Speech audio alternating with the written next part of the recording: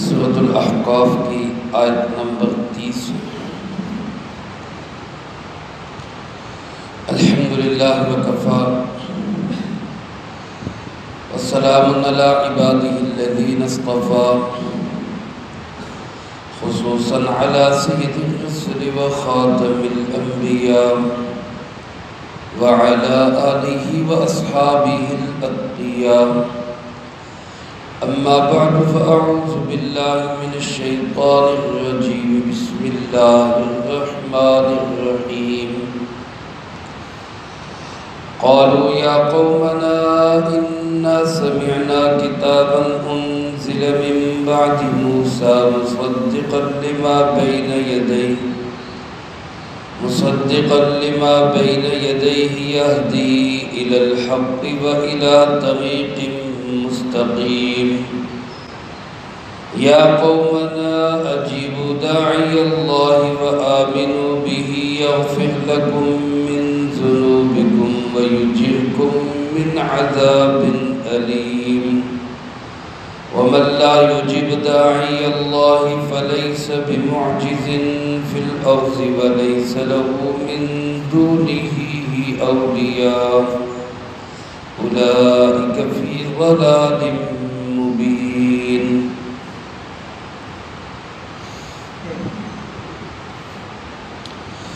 اس سے پہلے آیات مبارکہ میں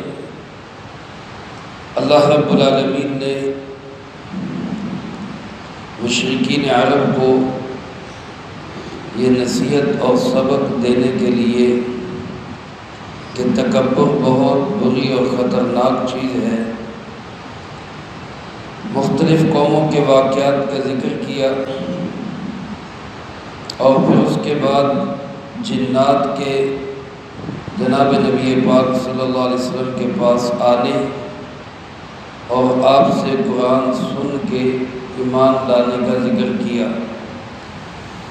تو گویا ان کے لیے سبق یہ ہے کہ جب جنات جیسی ایک طاقتور قوم اور جن کی طبیعت میں سرکشی اور بغاوت ہے، وہ قوم بھی جب قرآن سن کے نرم ہو گئی اور ایمان لے آئے، تو تم انسان ہو کر اللہ کے سامنے آ کرتے ہو، خود تو شرم کرو۔ چنانچہ اسی جنات کی آمد، ان کے ایمان اور پھر واپس جا کے اپنی قوم کو دعوت دینے کا مزید تذکرہ اللہ پاک نے ان آیات مبارکہ میں کیا۔ جب ان جنات نے، جن کی تعداد 7 یا 9 تھی، جناب نبی پاک صلی اللہ علیہ وسلم کی زبان مبارک سے قرآن کریم کو سنا، ان کے دل متاثر ہوئے اور وہ ایمان لائے اور واپس پھر اپنی قوم کے پاس گئے، اور قوم کو جا کے انہوں نے کیا پیغام دیا، اللہ پاک نے اس کو نقل کیا۔ فرمایا، کہنے لگے، یا قومنا انا سمعنا، اے ہماری قوم، بے شک ہم نے سنا ہے کتاباً، ایک ایسی کتاب کو، انزل من بعد موسیٰ، جو کہ موسیٰ علیہ السلام کے بعد اتاری گئی، مصدقا لما بین یدیہ، وہ پہلی کتابوں کی تصدیق کرنے والی ہے، ویہدی الی الحق، اور حق کی طرف رہنمائی کرنے والی ہے، وَإِلَىٰ طَرِيقٍ مُسْتَقِيمٍ، اور سیدھے راہ کی طرف رہنمائی کرنے والی۔ یہاں سوال یہ علماء نے اٹھایا ہے کہ انہوں نے جا کے یہ کہا کہ ایسی کتاب جو موسیٰ علیہ السلام کے بعد نازل کی گئی، اور موسیٰ علیہ السلام پہ جو کتاب نازل کی گئی، اس کتاب کا نام تورات ہے، اور تورات کے بعد تو انجیل بھی آئی ہے، اور پھر انجیل کے بعد قرآن کریم آیا، تو انہوں نے ڈائریکٹ قرآن کریم کو تورات کے ساتھ جوڑ دیا۔ اس کی وجہ کیا ہے؟ انجیل کا تذکرہ کیوں نہیں کیا؟ بعض حضرات نے تو یہ کہا کہ یہ جو جنات آئے تھے، یہ پہلے یہودی تھے، یہودیت سے پھر انہوں نے قرآن سنا اور اسلام لے آئے، اس لیے انہوں نے انجیل کا تذکرہ ہی نہیں کیا، یا اپنی کتاب تورات کا کیا اور یا پھر اس کے بعد قرآن کریم کا کیا۔ لیکن زیادہ تر مفسرین کرام رحمہم اللہ فرماتے ہیں کہ اتنی بات سے اس چیز کو کہنا کہ یہ یہودی تھے یہ درست نہیں۔ انجیل کا تذکرہ اس لیے نہیں کیا کہ قرآن کریم کے بعد سب سے زیادہ عظمت والی اور جامع کتاب تورات ہی ہے۔ تورات اور قرآن کریم یہ دو مستقل کتابیں ہیں، اور انجیل جو ہے یہ تورات کے ہی تابع تھی۔ انجیل میں تورات میں مضامین وہ ملتے جلتے ہیں، وہ تورات کی ہی یوں کہہ لیں کہ کاپی ہے، کچھ تھوڑے سے امور میں اختلاف کے ساتھ، لیکن جس طرح تورات ایک مستقل اور بڑی کتاب ہے، اس کے بعد ایک مستقل اور بڑی کتاب اب یہ قرآن کریم نازل ہوا، اس لیے انہوں نے انجیل کا تذکرہ نہیں کیا۔ فرمایا کہ کتاب ایسی آئی ہے کہ جو تورات کے بعد بڑی عظمتوں والی ہے، موسیٰ علیہ السلام کی کتاب کے بعد بڑی شان والی کتاب ہے، اور اس کتاب کی ایک خصوصیت یہ ہے کہ وہ پہلی کتابوں کی نفی نہیں کر رہی، بلکہ پہلی کتابوں کی بھی تصدیق کر رہی ہے۔ تورات کی بھی انجیل کی بھی تصدیق کرتی ہے، اور اس کے ساتھ ساتھ اس زمانے میں راہ حق کی طرف اور صراط مستقیم کی طرف رہنمائی کرنے والی کتاب یہی قرآن کریم۔ پھر وہ اپنی قوم سے کہنے لگے، یا قومنا، اے ہماری قوم، اجیبوا داعی اللہ، اللہ کے داعی کی بات کو قبول کرو۔ اللہ کے داعی سے مراد جناب محمد کریم صلی اللہ علیہ وسلم داعی اللہ ہے، اللہ کی طرف بلا رہے، ان کی بات کو قبول کر لو، وآمنوا بہ، اور ان پہ اور اللہ پہ ایمان لے آؤ۔ یہ تمہارا کام ہے۔ یہ قوم، یہ 6 یا 9 7 یا 9 جنات ایمان لائے، اور ایمان لانے کے ساتھ ہی خود دعوت دینے لگے۔ ایسا ماحول بنایا ہوا تھا جناب محمد کریم صلی اللہ علیہ وسلم نے کہ جو ایمان لاتا وہ آگے داعی بن جاتا۔ یہ نہیں کہ ایمان لا کے وہ کہتے چلو ٹھیک ہے جی میں مسلمان ہو گیا باقی خیر ہے، نہیں، بلکہ وہ ایمان لاتے ہی آگے دوسروں کو دعوت دینے لگ جاتا۔ یہ ایک بے چینی اور ایک تڑپ اور ایک گڑن اور فکر،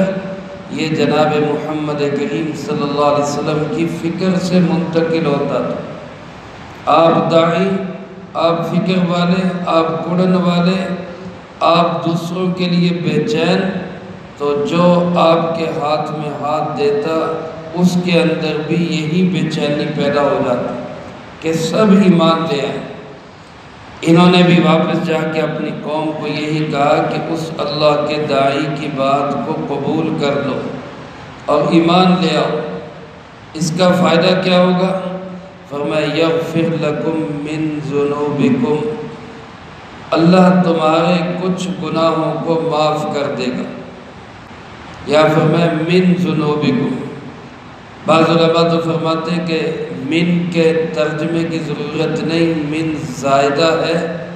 ترجمہ یہ ہوگا کہ اللہ تمہارے گناہوں کو معاف کر دے گا، اور اسلام لانے سے پچھلے تمام گناہ معاف ہو جاتے ہیں۔ الاسلام یہدم ما کان قبلہ، اسلام لانے سے پہلے جتنے گناہ ہوئے ہوتے ہیں اسلام کی برکت سے وہ سب گناہ معاف ہو جاتے ہیں۔ ہجرت جب انسان کرتا ہے تو ہجرت سے پہلے جتنے گناہ ہوتے ہیں ہجرت کی برکت سے وہ سارے گناہ معاف ہو جاتے ہیں۔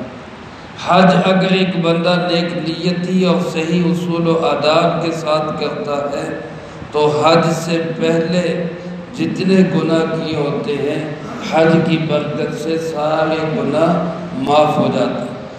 تو یغفر لکم من ذنوبکم کا مطلب یہ کہ اللہ تمہارے گناہوں کو بخش دے گا۔ اور اگر من کا ترجمہ کریں جیسا کہ بعض مفسرین کرام رحمہم اللہ نے کیا ہے کہ یہ من تبعیضیہ ہے، کچھ کے لیے ہے، تمہارے کچھ گناہ معاف کر دے گا، تو پھر اس کا مطلب یہ ہے کہ وہ گناہ معاف ہوں گے جن کا تعلق حقوق اللہ کے ساتھ ہے، اور جو حقوق العباد ہے، معاملات ہیں، بندوں کا معاملہ ہے، کسی کا لین دین کا معاملہ ہے، کسی کے ساتھ زیادتی کرنے کا معاملہ ہے، تو بندوں کا معاملہ تب تک معاف نہیں ہوگا جب تک بندے معاف نہیں کریں گے۔ اس لیے اللہ پاک نے یہاں پہ یہ فرمایا کہ اگر تم ایمان لے آؤ، ان جنات نے اپنی دعوت میں یوں ذکر کیا کہ اگر تم ایمان لے آؤ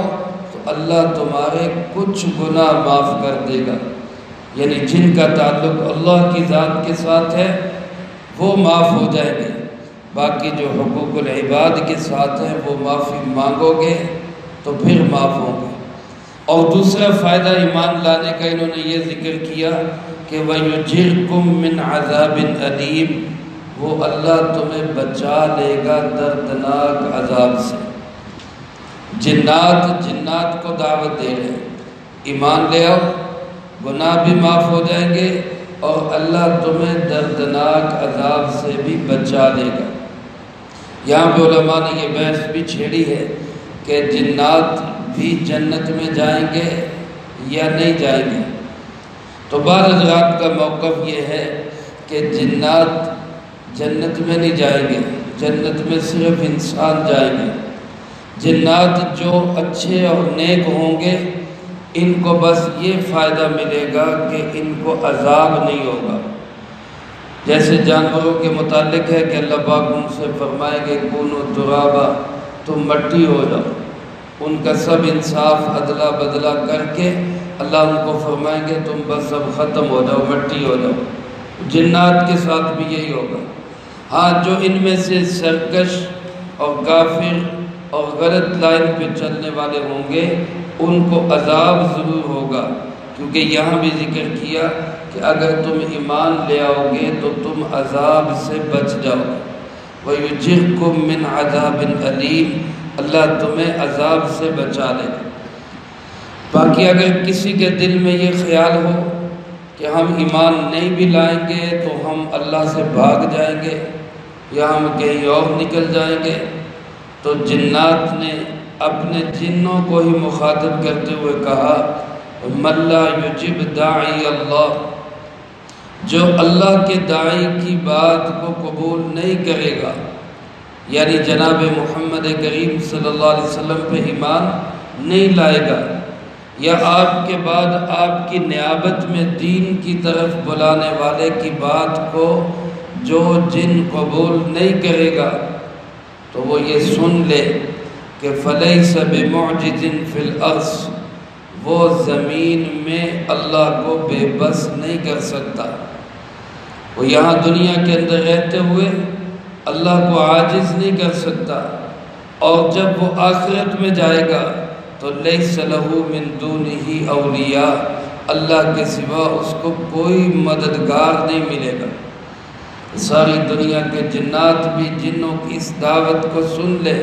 کہ اگر وہ اللہ کے داعی، اللہ کی طرف بلانے والے کی پکار کو قبول نہیں کرتے،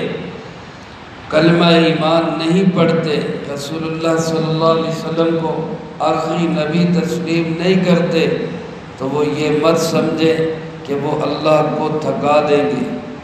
یا اللہ کو بے بس کر دیں گے یا اللہ کی پکڑ سے بھاگ جائیں گے۔ نہ دنیا میں بچ سکتے ہیں اور نہ آخرت میں ان کا کوئی مددگار ہوگا،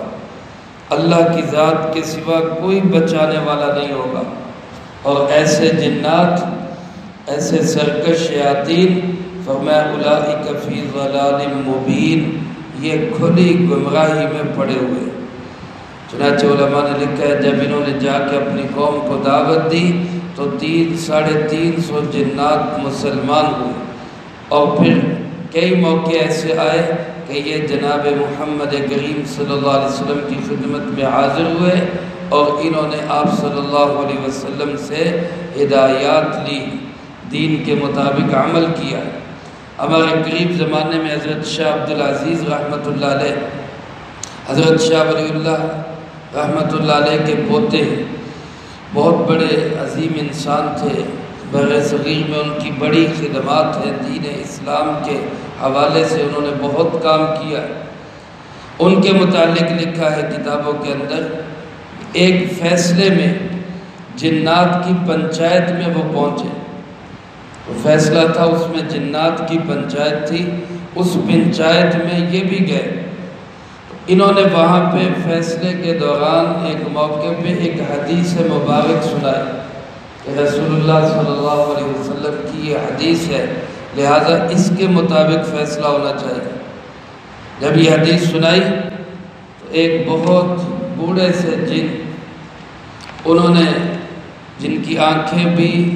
وہ بڑھاپے کی وجہ سے بند ہو چکی تھی، انہوں نے اپنی آنکھوں کو ہاتھ سے کھول کے ان کو دیکھا اور دیکھ کے تصدیق کی کہ یہ حدیث میں نے خود جناب نبی پاک صلی اللہ علیہ وسلم سے سنی تھی۔ یعنی وہ صحابی جن تھے جن کی زیارت حضرت شاہ عبدالعزیز رحمۃ اللہ علیہ کو معلوم ہوئی اور انہوں نے زیارت کی ان کی، اور پھر فرمایا کرتے تھے کہ ایک لحاظ سے میں بھی تابعی ہوں کہ میں نے ایک صحابی جن کی زیارت کی۔